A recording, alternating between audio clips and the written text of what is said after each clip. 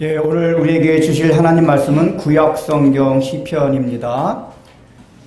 시편 우리 133편 1절서부터 3절까지 전체를 읽도록 하겠습니다. 박 목사님 나오셔서 말씀 증거하시겠습니다. 할렐루야. 할렐루야. 뒤에 그냥 꽉 차게 앉으셔가지고 깜짝 놀랐어요. 네. 오늘 저녁에 큰 비가 있다고 내린다고 하는데 큰 피 없기를 기도하고요. 또 이번 한 주 이제 수련회가 있기도 하지 않습니까? 약간 설레지 않습니까, 여러분? 나만 그런가요? 아니, 다 설렘과 기대가 있을 줄로 알고요.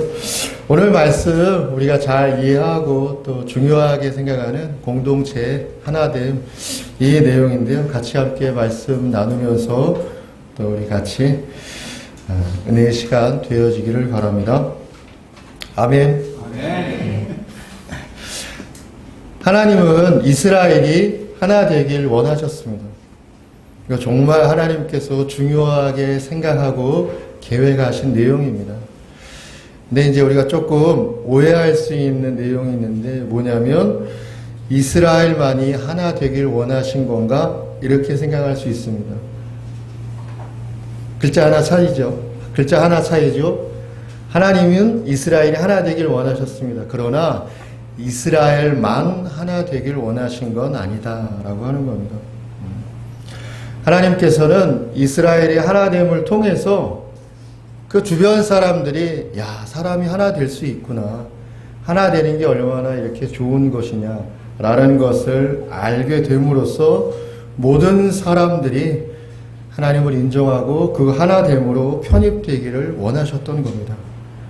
그래서 결국에는 하나님께서 모든 사람들이 하나됨을 이루길 계획하시면서 이스라엘을 출발시키셨던 거예요. 이스라엘, 너희만 내 백성이야. 다른 건 다 소용없어, 의미 없어. 이렇게 생각하신 게 아니다라고 하는 겁니다. 그래서 이스라엘의 출발을 생각할 때 우리가 아브라함을 먼저 생각하게 되지 않겠습니까?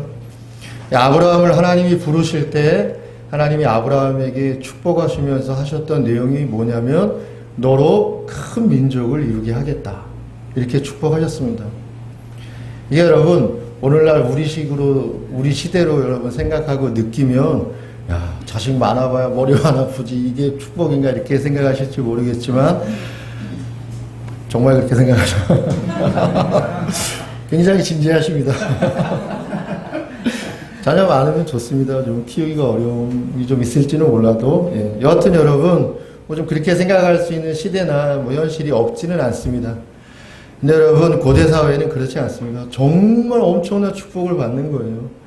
고대 사회는 정말 가족과 이 혈족 이런 것들이 굉장히 중요한 환경이고 시대이지 않았겠습니까?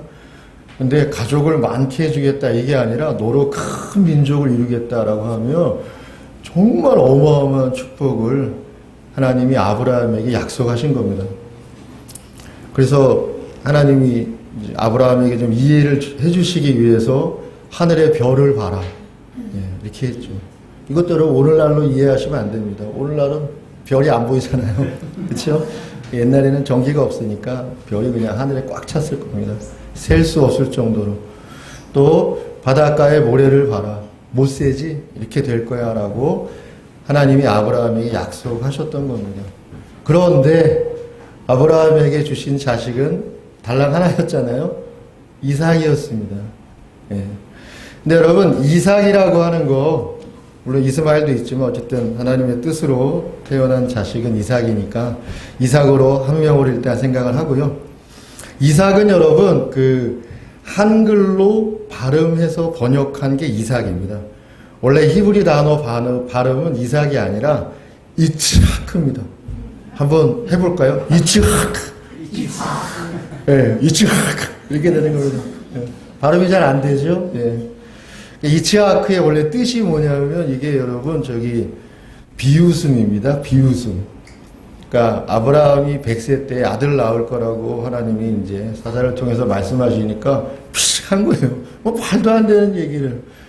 그리고 그 안에 사라도 피식한 겁니다. 말도 안 되는 소리를. 그래서 여러분 그 비웃음이 나중에 이제 하나님이 날 웃게 하셨다라고 하면서 이제 조금 의미를 부여하긴 했습니다만 여하튼 그 이름은 여러분 이츠하크 비웃음입니다. 뭔 말도 안 되는 얘기를 어떻게 아들을 자식을 낳을 수 있겠는가 이렇게 한 겁니다.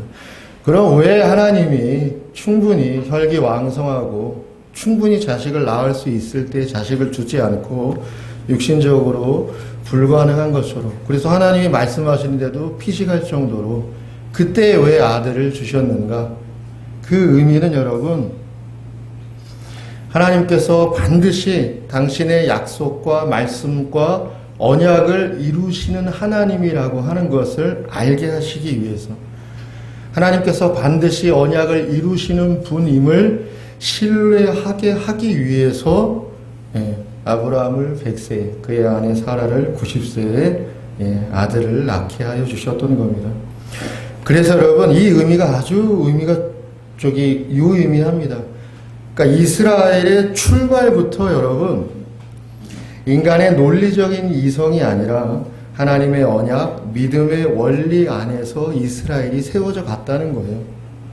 그게 여러분 이스라엘의 아주 중요한 내용이 되어지겠습니다. 역으로 여러분 생각을 해보면 이스라엘 입장에서 생각해보면 여러분 아브라함도 사실은 이방인입니다. 그렇지 않습니까? 아브라함은 여러분 저기 이스라엘 위쪽에 초생딸 지역이라고 하는 그 당시에 이렇게 풍성하고 문명이 발달했던 메소포타미아 지역의 우르 지역 출신입니다. 그 우르 지역에서 뭘 했냐? 우상을 만들던 집안이었다는 거예요. 그러니까 여러분 이방인인데 우상을 만들던 집안 사람이 아브라함의 출신입니다, 여러분. 그러니까 이스라엘 입장에서 보면 여러분 이방인 중에서도 이방인이 아니겠습니까? 근데 여러분 그 사람이 이스라엘의 출발의 시작이 되었다라고 하는 것입니다. 그러니까 하나님은 애초부터 이스라엘만이 내 백성이고 딴 사람들 다 소용없어, 다 필요 없어 이렇게 여러분 구별과 차별을 해서 사람을 가른 것이 아니다 라는 것을 우리가 잘 생각해 봐야 합니다. 그러므로 여러분 사람들이 인간이 하나 되는 동력이 어디에 있는지를 잘 알아야 하는 것입니다. 인간이 하나 되는 동력이 인간적인 방식에 있지 않다라는 거예요. 우리는 여러분 언뜻 쉽게 생각을 하면 그래도 인간이 하나 되려면 좀 출신도 좀 비슷해야 되지 않는가 이렇게 좀 생각하죠. 또 배경이나 조건도 좀 이렇게 어울릴만 해야 되지 않나 이렇게 생각을 합니다.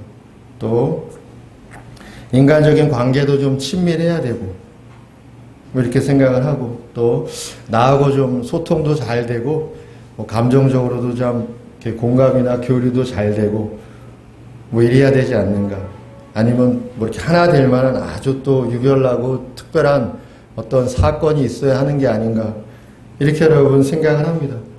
전혀 성경은 그렇게 이야기하지 않는다라고 하는 겁니다.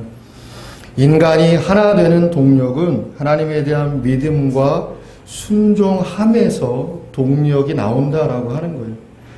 그래서 그 사람하고 내가 친밀도가 좀 많지 않더라도 출신이나 배경이나 조건에 좀 차이가 있다 하더라도 그런 게 문제되지 않는다라고 하는 것입니다. 그러면 여러분 왜 하나 되는 것은 중요합니까? 왜 하나님은 이스라엘이 하나 되기를 원하셔서 이스라엘을 출발시켰냐라고 하는 거예요. 거기에 여러분 하나님의 창조의 목적이 연관되어 있습니다. 하나님이 모든 우주 만물을 창조하셨습니다. 그리고 창조하신 모든 우주 만물의 운영의 책임을 인간에게 위탁시키셨습니다. 잘 관리하고 너에게 주어진 역할이 참 중요하다. 잘 해야 된다. 이렇게 말씀하셨습니다. 그럴 때 여러분 이 온 우주 만물의 운영의 책임을 위탁받은 인간은 어떤 존재로서의 인간이었나? 개별적이고 개인적인 존재가 아니었다라고 하는 거예요. 그러면 어떤 존재였느냐? 공동체적인 존재였다는 겁니다. 그래서 하나님께서 창조하신 우주 만물의 운영 책임을 위탁하신 인간의 존재의 의미의 본질이 뭐냐? 하나됨에 있다는 거예요. 공동체에 있다라고 하는 것입니다. 인간을 창조하신 창조의 말씀 가운데 우리가 잘 아는 말씀이 창세기 1장 27절 말씀입니다. 하나님이 하나님의 형상대로 사람을 창조하셨다라고 하는 말씀의 내용입니다. 이게 여러분 한글 번역 성경으로 보면 이렇게 한 문장으로 쭉 되어 있는 듯이 보입니다.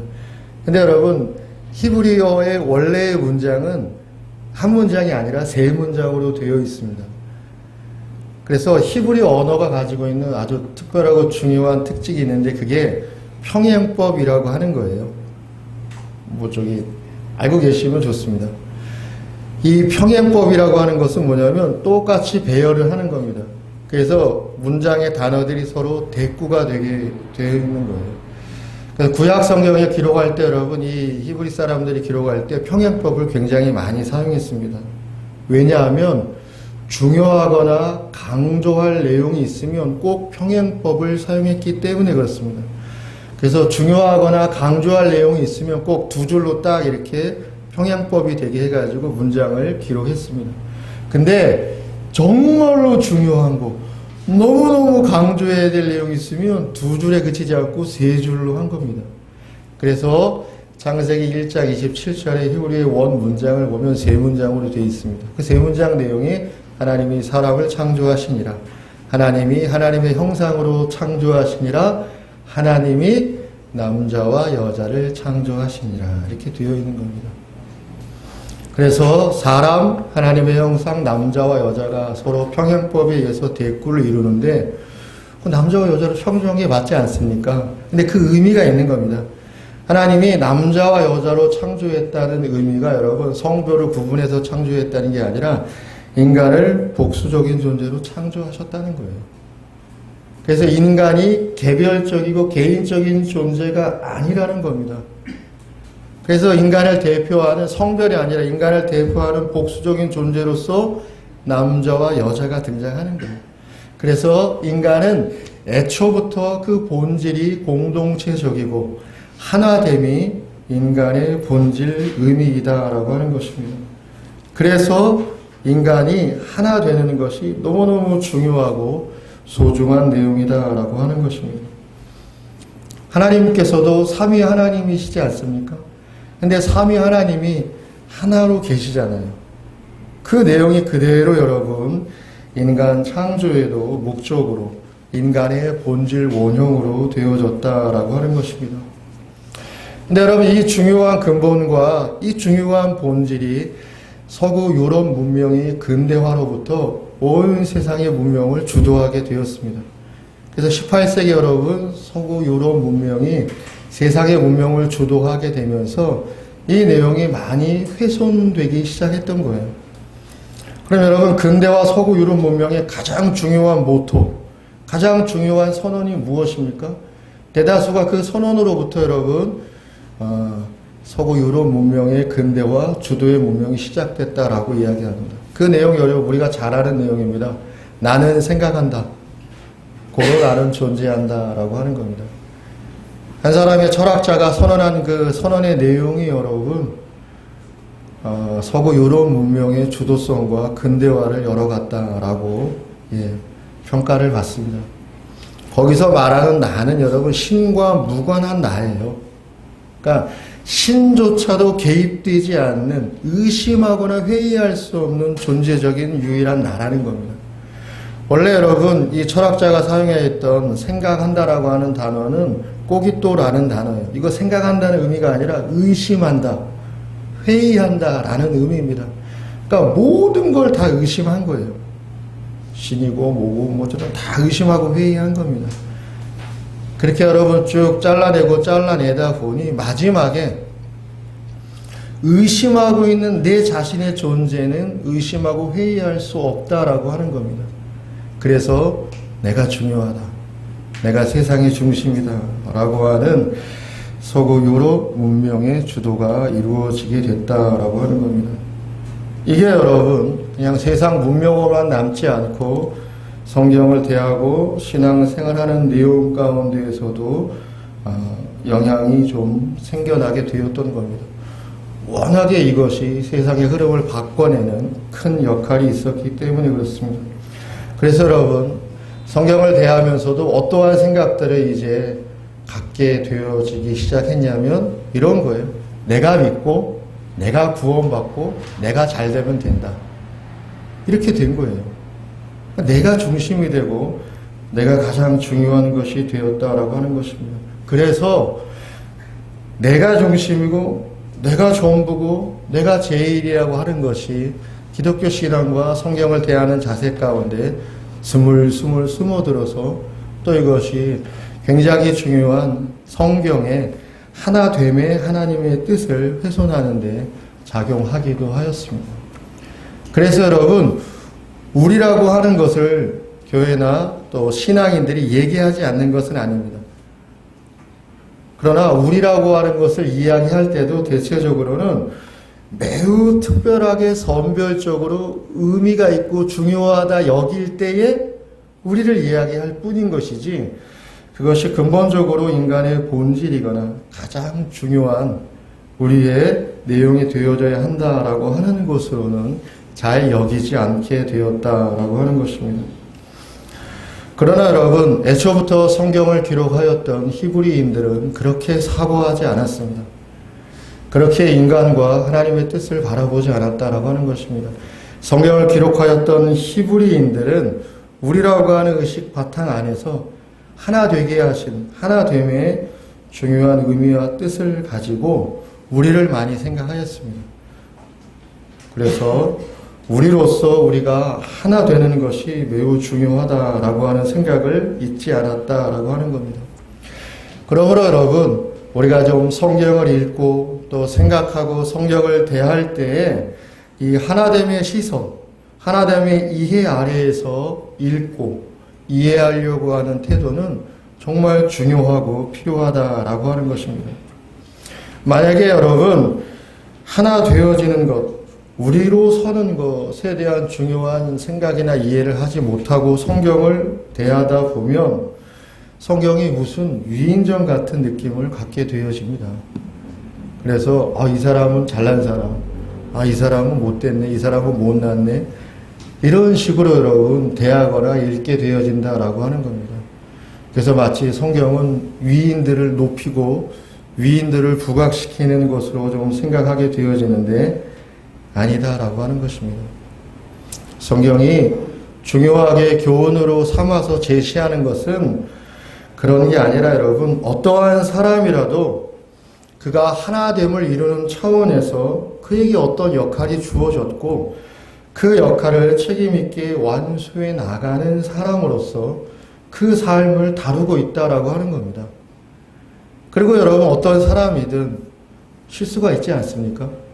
완벽하게 모든 것에 빈틈이 없이 자기 역할을 수행한 사람은 거의 없습니다. 그러니 여러분, 어느 부분에서 부족했고 그 역할을 감당하는 데 있어서 또 어떤 부분에서는 노력과 수고가 있었는지를 생각하면서 그가 맡은 역할이 하나됨을 이루어가는 역할의 차원에서 성경이 그 사람과 그 사람의 생애를 다루고 있다, 이렇게 생각하는 것이 또 중요하고 의미 있는 내용이라 하겠습니다. 그래서 여러분, 시편 133편 말씀은 이 하나됨을 부각하고 강조하는 시편으로서 아주 잘 알려진 유명한 시편이고 또 공동체와 하나됨을 강조하는 하나님의 말씀입니다. 제가 먼저 1절을 시처럼 한번 읽어보겠습니다. 한번 들어봐 주시기 바랍니다. 보라, 얼마나 아름답고 선한 모습인가, 형제 자매들이 어울려서 함께 사는 그 모습. 이렇게 여러분 시적으로 좀 다시 좀 풀어서 읽어볼 수 있습니다. 1절에 보면 여러분, 그 형제라고 하는 표현이 등장을 합니다. 형제라는 표현이 등장하니까 이건 대상이 남자들인가 보다, 형제들인가 보다 이렇게 생각하는데 시입니다, 여러분. 그래서 여기서의 형제는 핏줄, 혈육의 관계로서의 형제를 의미하는 게 아닙니다. 여기서 말하는 형제는 하나님을 향한 믿음 안에서 하나됨을 이루어 가고자 하는, 또 하나됨을 이루어가는 신앙의 인격체를 상징하는 표현으로서 형제라는 표현을 쓴 거예요. 그래서 여기서 말하는 형제는 여러분 무슨 남자를 지칭하는 것도 아니고 혈육을 지칭하는 것도 아닙니다. 하나님을 향한 믿음 안에서 하나됨을 이루어 가고자 하는 신앙의 인격체를 상징하는 표현이 형제다라고 하는 것입니다. 쉽게 말하면 하나님의 언약 백성을 표현한 표현의 단어가 형제일 뿐인 겁니다. 그래서 제가 다시 한번 시적으로 읽어본다 말씀드릴 때 형제 자매라고 표현을 했다라고 하는 것입니다. 그러면 이 형제는, 이 신앙 인격체는 어떤 내용을 가지고 있는 거냐? 하나님의 백성으로서 하나님의 언약 관계 안에서 하나님의 뜻을 따라서, 즉 하나님의 언약의 법을 따라서 하나됨을 이루기 위해 어울리는 겁니다. 서로 관계 맺고 서로 함께 어울리면서 함께 생활의 공유를 이루어 나가는 존재들을 의미하는 거예요. 말이 좀 길고 어렵네요. 어쨌든 하나님의 언약법을 따라서 하나됨을 이루어 가기 위해서 기꺼이 누구든 차별과 예외가 없이 어울리고, 그것뿐만이 아니라 생활을 함께 공유해 나가는 실천을 감당해 나가는 존재들이라고 하는 겁니다. 근데 그 존재들의 그 내용이 어떠하냐? 너무나도 보배롭고 너무나도 선하다라고 하는 겁니다. 그걸 일절히 표현하고 노래하고 있다라는 겁니다, 여러분.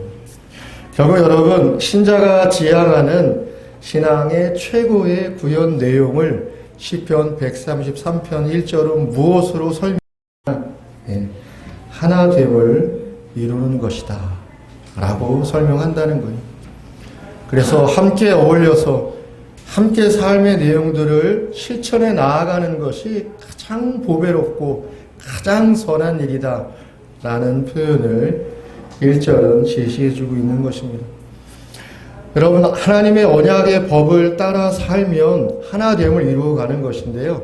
이 하나님의 언약법 가운데 가장 기본이 되어지는 법이 뭡니까? 그게 십계명입니다, 여러분.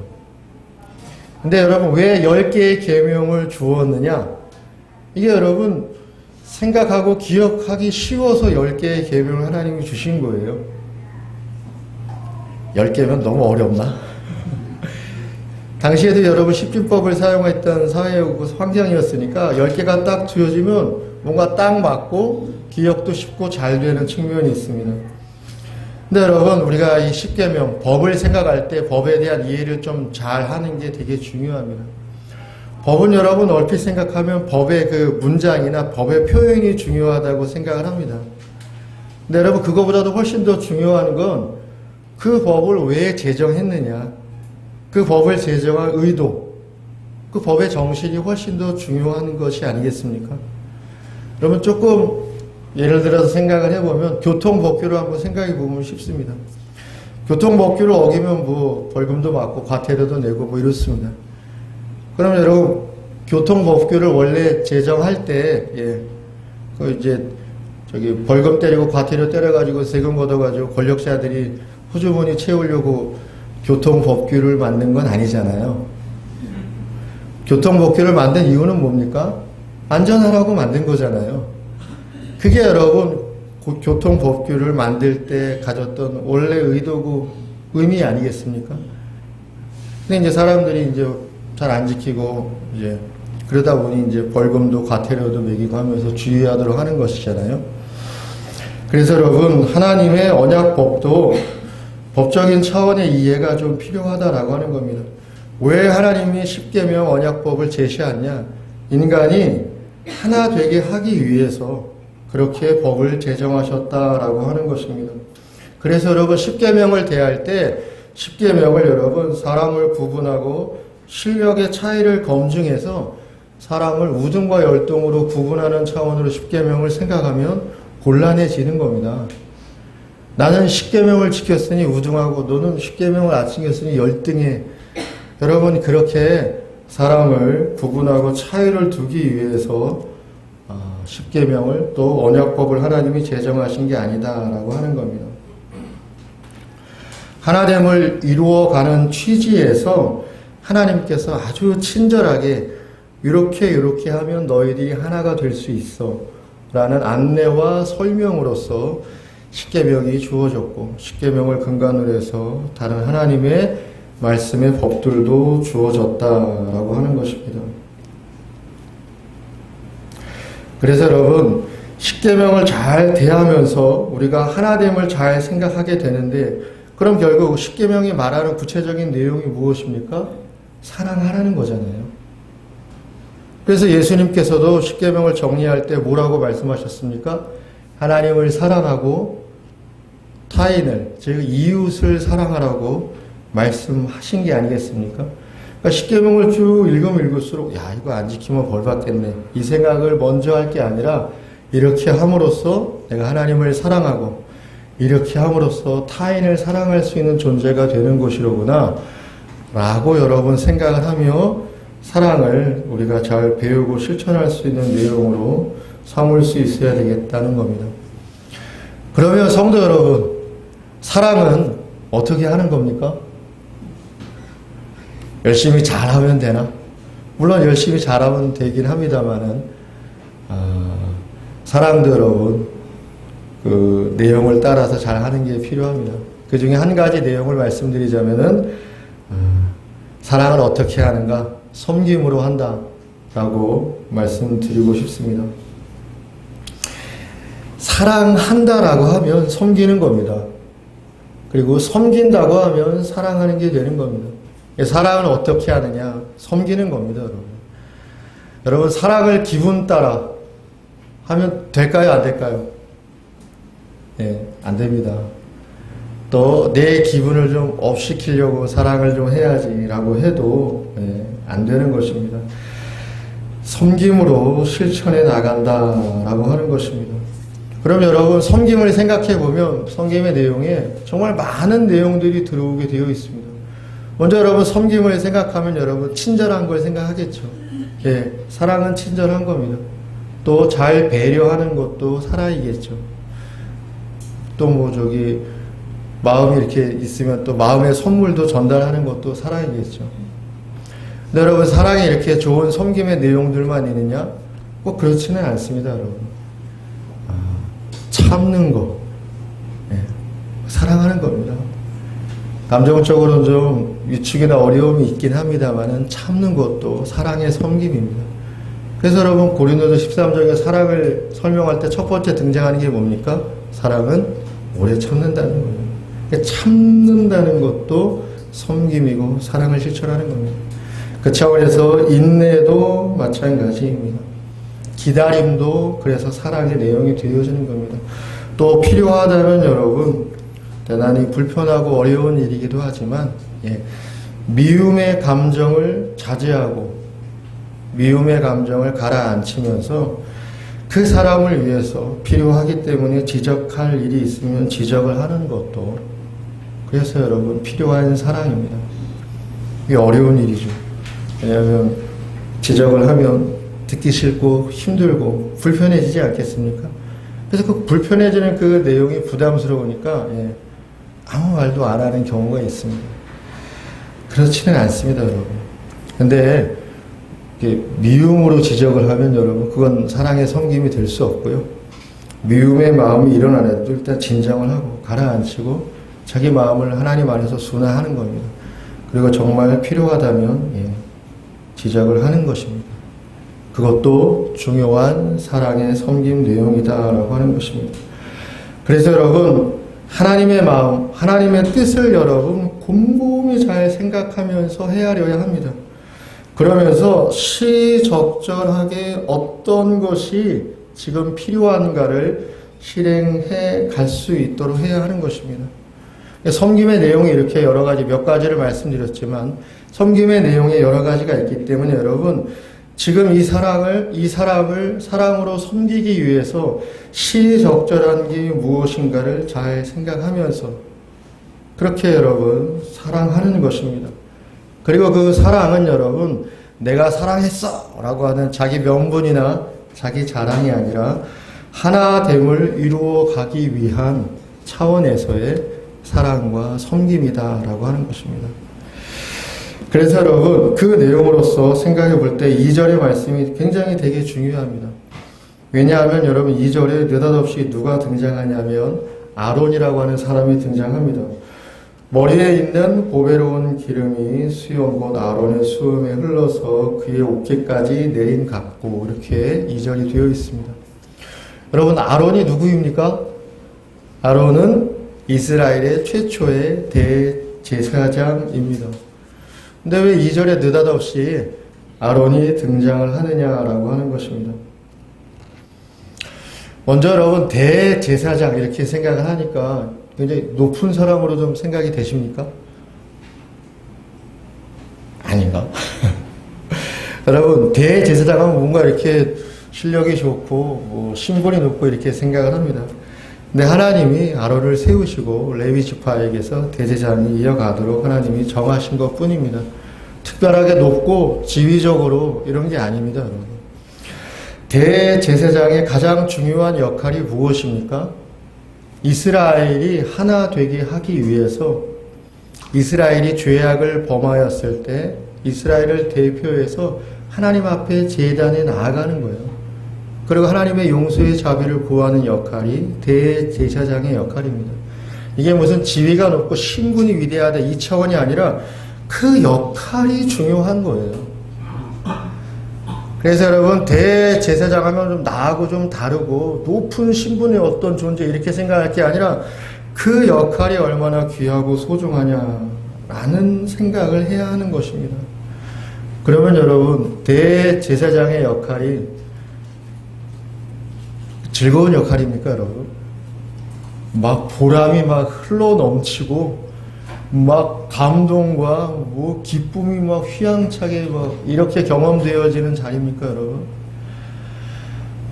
여러분 신앙생활 해 오시면서 누군가하고 진실하고 영적 마음의 관계나 교제의 자리가 있었다고 한다면 혹 경험이 있으셨을 겁니다. 누군가의 죄악의 고백을 듣는 그 자리가 여러분 얼마나 어려운 자리입니까? 네? 그게 얼마나 부담스럽고 때로는 아프기도 한 자리냐라고 하는 거예요. 그의 인생의 죄악의 고백의 내용들을 듣게 되어질 때 뭐 별다른 능력도 없는 내가 그 내용들을 책임져 줄 수 있는 것도 아니고 또 그가 그 내용 안에서 겪었을 여러 가지 어려움이나 물론 그의 잘못이긴 합니다만 그 상황들을 생각해 볼 때 여러분 사람이 사람의 죄악의 고백을 듣는 자리가 결코 유쾌하고 즐거운 자리가 아니다라고 하는 거예요. 그럼에도 여러분 대제사장의 역할이 이스라엘을 하나 되게 하는 데 있어서 너무너무 중요하고 소중한 역할이다라고 하는 것입니다.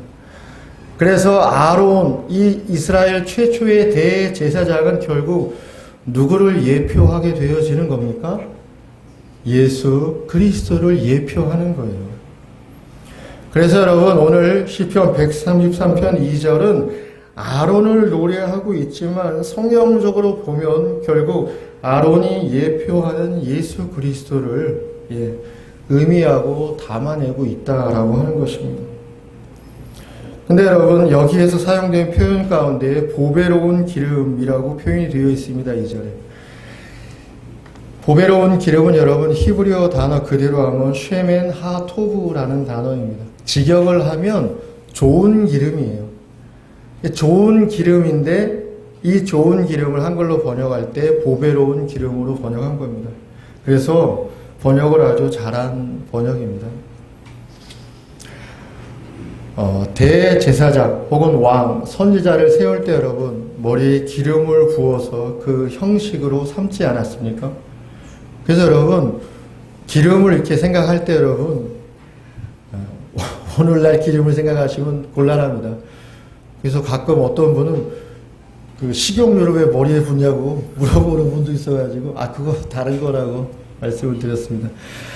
이 기름은 여러분 일단 그 하나님께서 누군가를 세울 때 사용하셨던 기름일 뿐만 아니라 이스라엘은 사막 광야지대도 하니까 건조하고 먼지도 많고 하지 않습니까? 그러니까 청결이나 위생을 생각해서도 이렇게 사용했던 기름이기도 합니다. 근데 그 중에서도 쉐멘 하토브 아주 좋은 기름을 사용했다라고 하는 것입니다.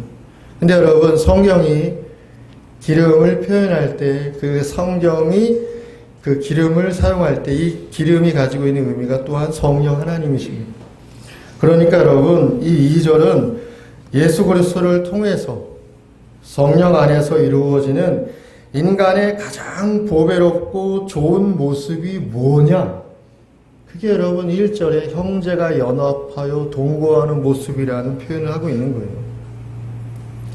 그래서 사람의 가장 귀하고 보배로운 모습이 형제가 연합하여 이스라엘이 하나 되는 것이다 라고 하는 것입니다. 그래서 하나님의 사람들이 서로 사랑과 섬김으로 구축해 나가야 하는 그 하나됨의 자리가 이스라엘에게 가장 보배롭고 가장 귀한 자리다라고 하는 것을 오늘 2절 말씀은 표현하고 설명한다라는 겁니다. 이런 차원으로 여러분 우리가 생각을 해볼 때 여러분 우리가 기만과 허위를 이겨나가는 것이 오늘날 되게 필요합니다. 어떤 기만과 허위냐라고 하면은 신앙에 대한 것을 생각할 때 신앙은 결과주의로 성과주의로 생각하는 것입니다. 신앙생활을 잘하면 결과가 멋져지고 성과가 위대해지고 이렇게 생각을 한다라고 하는 것입니다. 근데 그렇지 않다라고 하는 것입니다. 신앙은 하나님의 뜻을 쫓아 하나님의 뜻을 현실 속에서 실현해 나가려고 하는 모든 노력과 수고가 신앙의 본질입니다. 무슨 성과를 내고 결과를 내므로써 신앙을 입증해내는 게 아니라 여러분 하나님의 뜻을 현실 속에서 실천하기 위해서 감행하는 수고와 노력이 신앙의 본질이다라고 하는 거예요. 그래서 여러분 신앙이 성장하면 신앙이 성숙하게 되어지면 나에게 변화와 성장과 성숙들이 나타나지 않겠습니까? 그러한 내용들이 여러분 차곡차곡 이루어지고 성과를 내게 성과가 아니라 내용들을 만들어가게 되어지면서 여러분 그 내용이 자기 능력이나 자기 실력을 입증하는 것으로 증명되는 게 아니라 그 사람이 사랑의 사람 되어져 가는 거예요. 그 사람이 섬김의 사람 되어지는 것입니다. 그래서 그가 하나됨을 이루어 가는 데 있어서 하나의 미랄이 되어져 가는 거예요. 그게 여러분 신앙이 성장하고 성숙하는 것에 관한 성경의 교훈이다라고 하는 겁니다. 그래서 요한복음 12장에 예수님께서 신앙을 교훈하실 때 뭐라고 말씀하셨습니까? 한 알의 밀알이 땅에 떨어져 죽지 않으면 그대로 있고 죽으면 많은 열매를 맺는다고 하지 않았습니까? 죽어야 된다는 거예요, 여러분. 그래서 신앙이 성장하고 성숙하고 발전하면 자기의 신앙의 실력과 자기 신앙의 열심이 증명되고 입증되는 게 아니라 그가 사랑의 사람, 섬김의 사람, 하나됨을 이루는데 역할을 해내는 하나의 미랄 같은 겸손의 사람이 되어진다라고 하는 것입니다. 그래서 여러분 신앙이 좋아지면 여러분 큰 자리, 많은 자리, 높은 자리에 올라가서 그 자리에 앉는 게 아니라는 거예요. 신앙이 깊어지고 성장하고 좋아지면 좋아질수록 여러분 하나님의 사랑의 의미들이 내 안에서 뜨거워지는 겁니다. 하나님의 사랑의 의미들이 어떠한 것인지를 내가 잘 헤아려서 깨닫고 이해하게 된다라고 하는 것입니다. 그리고 그 하나님의 사랑의 따스한 온기들이 내 안에서 불이 되어지면서 타인을 향한 이해의 공간을 넓혀가는 거예요. 그럼으로써 그와 하나 되는 내 수고를 감당해 가고자 하는 것입니다. 그게 여러분 신앙이 성숙하고 성장하고 변화되어지는 구체적인 내용인 거예요. 신앙이 좋아지고 성장하면 여러분 누군가를 이해하고 사랑으로 섬기고 하나 되는 데 있어서 아무런 고통이 없습니까? 그렇지 않습니다, 여러분. 고통은 고통 그대로인 거예요. 여러분 잘 한번 생각해 보십시오. 누군가를 사랑하고 누군가를 섬기고 누군가와 하나가 되려고 하면 할수록 고통은 커지고 배가 되지 않습니까? 불편해지지 않습니까? 아파지지 않습니까? 괴롭습니다. 어렵습니다. 근데 여러분 신앙이 성장하고 성숙하게 되어지면 그 고통을 풀어낼 줄 알게 되는 거예요. 그 고통의 의미, 아픔의 의미, 괴로움의 의미가 무엇인지를 잘 헤아리면서 그 의미들 안에서 여러분 그런 것들을 풀어내가기 시작하는 겁니다. 그러면서 그것이 얼마나 중요하고 소중한 하나님의 뜻인지를 알게 되면서 그것이 기쁨으로 나에게 승화돼서 다가오는 겁니다. 그게 여러분 신앙이 깊어지고 성장하고 높아지게 되는 내용의 교훈이다라고 하는 겁니다. 그걸 가리켜서 뭐라고 합니까? 그게 여러분 교회인 것입니다. 예수를 통해서 성령으로 이루어져 시작되어진 교회는 여러분 그렇게 세워져 가는 거예요. 그래서 여러분 결코 교회는 세상과 섞일 수 없고 세상과 타협할 수 있는 게 아닙니다. 세상의 입과 눈의 영향을 받아서도 안 되는 것입니다. 분명 교회는 세상과는 달라야 한다라고 하는 겁니다. 그 핵심에 무엇이 있는 겁니까? 꾸준하고 지속적으로 하나됨을 이루어 가려고 하는 노력과 수고가 있다라고 하는 것입니다. 그래서 여러분 교회가 하나 된다라고 하는 것은 어떤 결과나 성과에 연연하지 않고 하나됨을 이루어 가기 위한 묵묵히 자기 역할과 수고의 자리를 지켜나가는 것이 바로 교회다라고 하는 것입니다. 교회가 여러분 그 자리를 잘 지키고 세워나갈 때 비로소 교회가 세워져 가는 것이다 라고 하는 것입니다. 마지막으로 3절에 보면 여러분 헐몬의 이슬이 시온의 산들에 내림 같도다 라고 표현을 해주고 있습니다. 여러분 헐몬산은 이스라엘 가장 북쪽에 있는 산입니다. 헐몬산은 여러분 이스라엘의 북쪽에 있는 산인데 가장 높은 산입니다.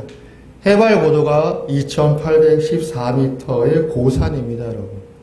이 높은 산인데 여러분 2814m나 되니까 여러분 이 산이 만년설의 산입니다. 그러니까 눈이 1년 가운데 한 9개월 정도 녹지 않는 그런 산이다라고 하는 것입니다. 이 높은 헐몬 산에 눈이 녹았든지 이슬이 내렸든지 여러분 작은 물방울이 일어나게 되어진 것입니다. 3절은 여러분 헐몬산의 이슬 그 작은 물방울을 표현하면서 노래하고 있습니다. 그러면 여러분 헐몬산 2814m나 되는 그 높은 꼭대기에 있는 이슬이 여러분 어떻게 되어지는 겁니까? 땅 속으로 스며 들어가는 것입니다. 그럼 우리 눈으로 다 확인할 수 없지만 여러분 그 한 방울 한 방울이 땅 속으로 스며들어서 조그마한 시내를 이루는 것입니다. 그 시내는 외지고 또 잘 보이지 않는 그런 곳에서 이루어지는 시내가 되어지겠죠. 그 작은 시내들이 이루어져서 하나의 물줄기를 형성하고 모임으로써 강을 형성해 가는 것입니다. 그래서 여러분 헐몬산이 북쪽에 있고 그 아래쪽으로 무엇이 있냐면 갈릴리 호수가 있는 겁니다. 네, 갈릴리 호수가 워낙 크니까 바다라고 표현하기도 하는 겁니다. 그 갈릴리 호수에 이어서 등장하는 게 요단강입니다. 그리고 요단강 하류 맨 끝에 사해라고 하는 이스라엘 바다가 또 형성이 되는 것입니다. 이 사해 바다든 요단강이든 갈릴리 호수든 이 모든 게 여러분 근원의 시작이 어디에서부터 시작이 되는 겁니까? 헐몬산의 이슬로부터 시작이 된다라고 하는 겁니다. 그래서 헐몬산의 이슬, 헐몬산의 그 높은 고지의 작은 물줄기가 결국 뭡니까? 이스라엘의 생명의 젖줄이다라고 하는 거예요. 그래서 이스라엘의 생명의 젖줄과도 같은 이 헐몬산의 이슬이 결국 무엇을 이루게 되어지냐라고 하는 것을 상징적으로 말하면 이스라엘의 하나됨을 이루게 되어진다라고 하는 거예요. 그걸 여러분 시적으로 상징적으로 표현해 주는 겁니다. 그걸 하나님께서 뭐라고 이야기하시느냐? 하나님의 복이다. 거기에 생명이 있다라고 여러분 3절은 선언해 주고 있다라는 겁니다. 여러분 시편 133편의 시작이 여러분 보라라고 하는 단어로 시작합니다. 히브리어 단어 그대로 보라입니다. 뭘 보라고 하는 것입니까? 너희들이 하나가 되는 것이 가장 보배롭고 가장 선한 일이다. 너희들이 그 안에서 하나님의 언약 안에서 하나님의 뜻을 이루어가는 것이 가장 귀하고 소중하다. 그래서 하나님의 축복과 하나님의 생명의 길이 너희의 하나됨에 있다. 서로 사랑하고 서로 섬김의 자리에 있다라는 것을 보여주고 선언해 주는 것입니다. 우리 진리의 빛 교회도 하나님의 은혜 안에 있는 줄로 믿습니다. 우리 모두 서로 사랑과 섬김으로 하나 되는 몸된 그리스도의 교회가 되어지기를 간절히 소망합니다. 네, 봉헌 기도합니다.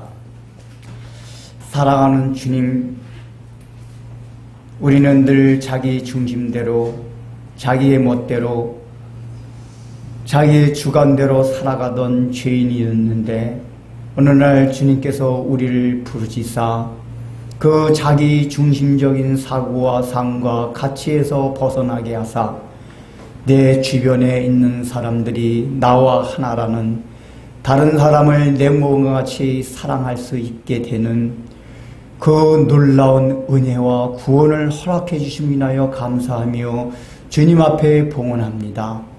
우리가 구원받은 것이 내가 그저 천국에 들어가는 그 정도가 아니라 내가 살아가던 모든 삶의 방식과 가치가 바뀌어져 다른 사람을 사랑함으로써 다른 사람과 하나가 되고, 그리하여서 우리가 삼위일체 하나님이 가졌던 온전한 하나 되신 공동체성을 회복하게 된다는 이 사실이 얼마나 기쁘고 놀라운 사실인지를 오늘 말씀을 통하여 다시 한번 우리 마음속에 각인케 하여 주시고, 이제 저희가 구원을 받았사오니 그저 하나님 아버지, 우리가 봉헌 시간마다 단순하게 물질을 조금 드리는 것으로 그것을 헌신했다고 때우는 것이 아니라 주님이 우리를 구원하신 궁극적인 목적이 내 아내와 남편, 내 부모와 내 아이들, 내 주변에 있는 모든 사람들, 우리 교회, 또 하나님 아버지 모든 인류가 하나가 돼서 하나님을 섬기며 하나님을 사랑하는 그런 공동체성을 회복하는 그 이름을 생각하고, 우리가 나 중심적인 사고에서 나를 깨뜨리며 살아가는 그런 삶으로서 주님 앞에 참된 봉헌을 나타내고 보여주게 하여 주옵소서.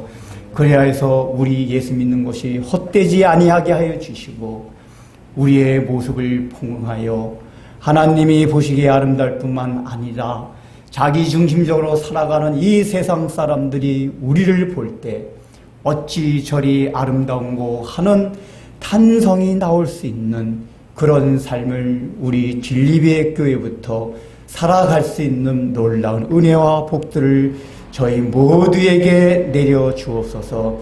특별히 이번 주에 우리 수련회가 있사온데 그 수련회를 통하여 하나로 지어져가는, 하나가 되는 하나님 아버지, 우리가 형제 자매가 하나가 되어 함께 어울리고 즐기는, 그래서 천국과 같은 잔치를 누리는 아름답고 즐거운 그런 시간들을 우리 또 성도들이 다 함께 누릴 수 있는 귀한 은혜들도 저희 모두에게 허락하여 주옵소서. 예수님의 이름으로 기도드립니다. 이제는 우리 구주 예수 그리스도의 무한하신 은혜와 하나님 아버지의 놀라우신 사랑과 성령님의 감동과 권명과 위로하심이 오늘 이 말씀을 듣고 나도 나 혼자만 이하여 나 중심적으로 살아가는 것이 아니라 우리 하나님의 그 사랑과 하나됨을 본받아 나도 내 가장 가까이 있는 옆에 사람부터 내 몸과 같이 사랑하며 진정한 하나가 됨으로써 우리 주님의 그 크신 아름다운 뜻을 이루고자 마음에 소원하며 다짐하며 떠나가는 이 성도들의 발걸음 위에, 앞으로의 모든 삶 위에 이제부터 영원토록 함께 있을지어다.